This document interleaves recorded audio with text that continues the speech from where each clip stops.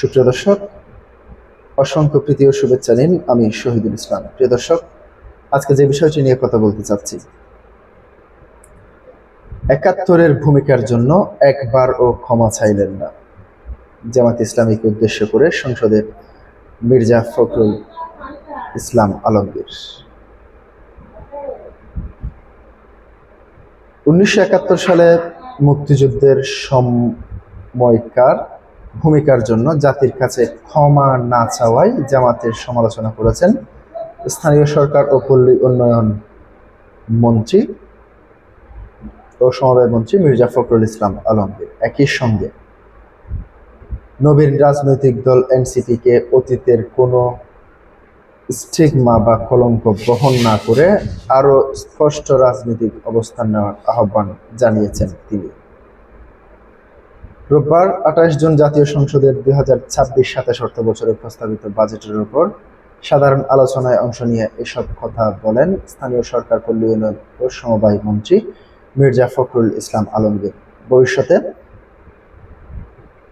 অধিবেশনের সভাপতিত্ব করেন deputy speaker barrister Kaiser Kamal এবং বিরোধী দলের সদস্যদের উদ্দেশ্যে জামাতের প্রসঙ্গ টেনে মন্ত্রী বলেন, ১৯৭১ সালের ভূমিকার জন্য তারা আজ জাতির কাছে ক্ষমা চাননি। তার ভাষায়, জাতির কাছে ক্ষমা প্রার্থনা করা উচিত ছিল, কিন্তু তারা তা করেনি। বরং সে সময় দলের নেতা অধ্যাপক গোলাম আজম বলেছিলেন, ১৯৭১-এ আমরা ভুল করিনি। মির্জা ফখরুল বলেন, এখনো সময় রয়েছে নিজেদের অবস্থান পুনর্বিবেচনার, বাংলাদেশের সম্পর্কে নিজেদের ধারণা পরিষ্কার করে জনগণের সামনে তুলে ধরার আহ্বান জানিয়ে তিনি বলেন, অতীতে ভুল স্বীকার করলে তাদের জন্য রাজনীতি আরো সহজ হবে।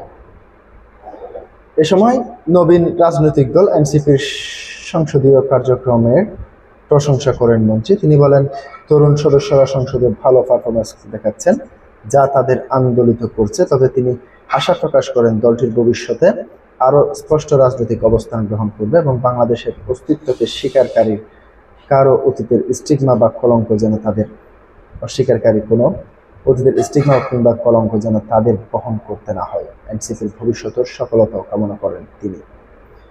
বাজেট প্রসঙ্গে মির্জা ফখরুলের অর্থমন্ত্রী আরো বলেন,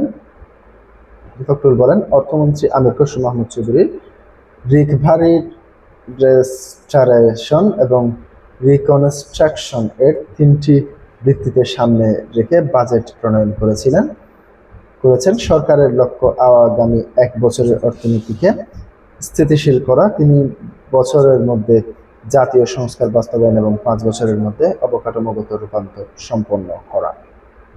প্রিয় দর্শক, আজকে পর্যন্তই। আসসালামু আলাইকুম।